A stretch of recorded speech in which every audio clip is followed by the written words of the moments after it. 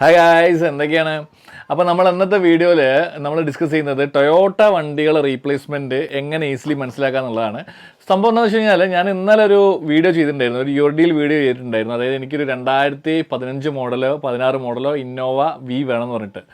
Innova Crysta അല്ല, പഴയ model Innova V. അപ്പോൾ കുറച്ച് കഴിഞ്ഞപ്പോൾ എനിക്കൊരു മെസ്സേജ് വന്നു. അപ്പം സംഭവം അത് എൻ്റെ ഒരു വ്യൂവർ തന്നെയാണ് എനിക്ക് മെസ്സേജ് അയച്ചത്.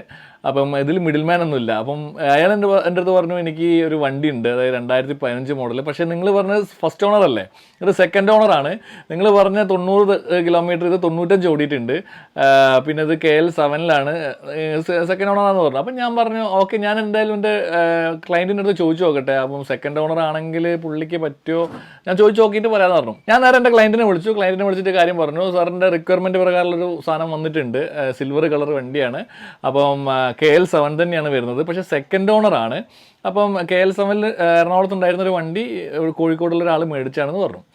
അപ്പം പുള്ളി പറഞ്ഞു, വണ്ടി ഓക്കെ ആണെങ്കിൽ കുഴപ്പമില്ല, സെക്കൻഡ് ഓണർ ആണെങ്കിലും നിങ്ങൾ ഏതായാലും വണ്ടീൻ്റെ ഡീറ്റെയിൽസ് ഒക്കെ ഒന്ന് എടുക്കൂ, വണ്ടി ഒന്ന് പോയി ഇൻസ്പെക്ട് ചെയ്യുമെന്ന് പറഞ്ഞു. അപ്പോൾ ഞാൻ ഈ കസ്റ്റമറുടെ അടുത്ത് പറഞ്ഞു, ഓക്കെ ഞാൻ ഏതായാലും വണ്ടി വന്നിട്ട് ഇൻസ്പെക്ട് ചെയ്യുക, പുള്ളിക്ക് കുഴപ്പമില്ല എന്നാണ് പറഞ്ഞിരിക്കുന്നത്.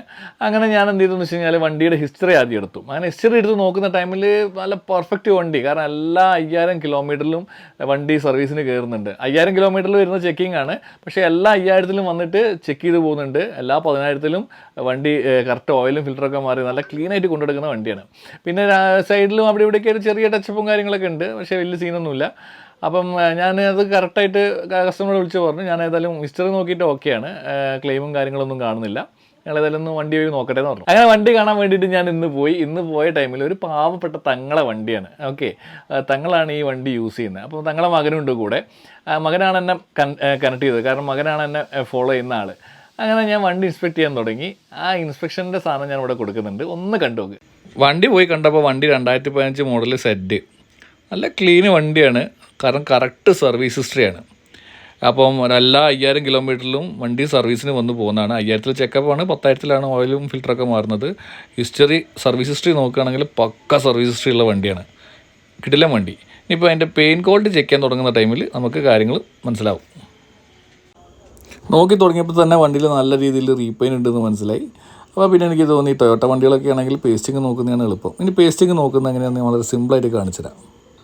നമ്മൾ നേരെ ഡ്രൈവർ സൈഡ് ഡോർ തുറന്നു. ഡോർ സൈഡ് തുറന്നിട്ട് നമ്മൾ സൈഡിലുള്ള പേസ്റ്റിങ് പ്രസ് ചെയ്ത് നോക്കുകയാണ്. നല്ല ഹാർഡായിട്ടുള്ള പേസ്റ്റിംഗ് ആണ്, അതായത് നഖം കൊണ്ട് ഇങ്ങനെ പ്രസ് ചെയ്യുമ്പോൾ അത് ഞെങ്ങി അകത്തോട്ട് പോകുന്നൊന്നുമില്ല.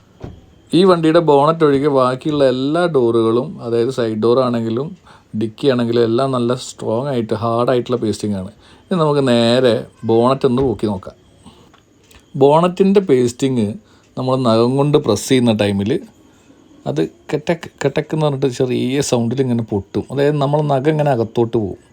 അതായത് ഇതിൻ്റെ ഹുഡ് പുറമേന്ന് ഒരു തവണ മാറിയതാണ്. ഓക്കെ, അതിന് ശേഷം വീണ്ടും ഈ ഒരു വണ്ടിയുടെ ബാക്കിൽ പോയി തട്ടി. പക്ഷേ ഇതിൻ്റെ ഓണർക്ക് അറിയില്ല, അതായത് ഇപ്പോഴത്തെ ഓണർക്ക് അറിയില്ല ഇത് സംഭവം. അയാൾ ഹിസ്റ്ററി നോക്കുന്ന ടൈമിൽ നല്ല ക്ലീൻ ഹിസ്റ്ററി ആയിരുന്നു, അങ്ങനെ എടുത്ത വണ്ടിയാണ്. നിങ്ങൾ ചെവിനെ കൊണ്ട് ശരിക്കും ഒന്ന് ശ്രദ്ധിച്ചാൽ ഈ പേസ്റ്റിങ് പൊട്ടുന്ന സൗണ്ട് കേൾക്കാം.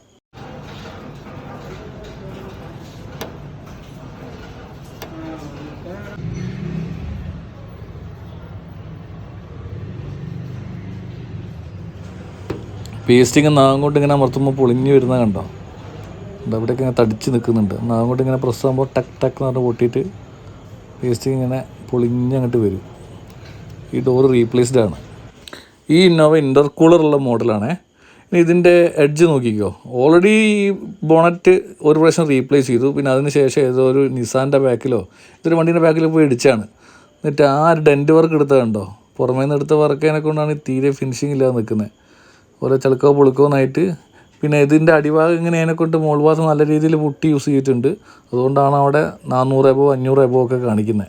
വീഡിയോ കണ്ടില്ലേ? അപ്പോൾ ഞാൻ കാര്യം പറഞ്ഞ് മനസ്സിലാക്കിയപ്പോൾ തങ്ങൾ പറയാ, കള്ള നമുക്ക് നമ്മളെ ചാമ്പില്ലേന്ന്. ഞാൻ പറഞ്ഞ കാര്യമായിട്ടുള്ള ചാമ്പലൊന്നുമില്ല, പക്ഷെ ചെറിയ ചാമ്പൽ. കാരണം വണ്ടീൻ്റെ ഇടി, അതായത് ആ ഒരു ഇടീൻ്റെ ആഘാതം ഉള്ളോട്ടേക്കൊന്നും അത്ര രീതിയിൽ എത്തിയിട്ടില്ല. കാരണം എന്ന് വെച്ച് കഴിഞ്ഞാൽ ഒരു ഗ്രില്ലൊക്കെ മാറിയിട്ടുണ്ട്, പിന്നെ റേഡിയേറ്ററൊക്കെ മാറിയിട്ടുണ്ട്, അത്രയേ ഉള്ളൂ. വലിയ ഇമ്പാക്റ്റ് ഒന്നുമില്ല, ഉള്ളിലോട്ടേക്കുള്ള ഫോഴ്സ് ഒന്നും വന്നിട്ടില്ല. കാരണം അത്ര വലിയ ആക്സിഡൻ്റ് ഒന്നുമല്ല, ഞങ്ങൾ വെറിയിടാണ്ട ആവശ്യമൊന്നുമില്ല. പക്ഷേ ഞാൻ എൻ്റെ ക്ലയൻറ്റിൻ്റെ അടുത്ത് സംസാരിച്ചു, പക്ഷേ പുള്ളിക്ക് ഇതിൽ താല്പര്യമില്ല എന്നാണ് പറഞ്ഞത്. അപ്പോൾ ഞാൻ ഏതായാലും കുഴപ്പമില്ല, ഞാൻ വേറെ വണ്ടി നോക്കിക്കോളാം എന്ന് പറഞ്ഞിട്ട് ഞാൻ അവിടെ നിന്ന് ഇറങ്ങി. അപ്പോൾ ഈ വീഡിയോയിൽ നിങ്ങൾക്ക് വളരെ സിമ്പിളായിട്ട് ടൊയോട്ട വണ്ടികളെ റീപ്ലേസ്മെൻറ്റ് പേസ്റ്റിംഗ് നോക്കിയിട്ട് എങ്ങനെയാണ് മനസ്സിലാക്കുക എന്നുള്ളതാണ് നിങ്ങൾക്ക് കിട്ടിയ ഇൻഫർമേഷൻ. അപ്പോൾ നമുക്ക് അടുത്ത ഇൻഫർമേറ്റീവ് ആയിട്ടുള്ളൊരു വീഡിയോ ആയിട്ട് ഉടനെ കാണാം. ബൈ.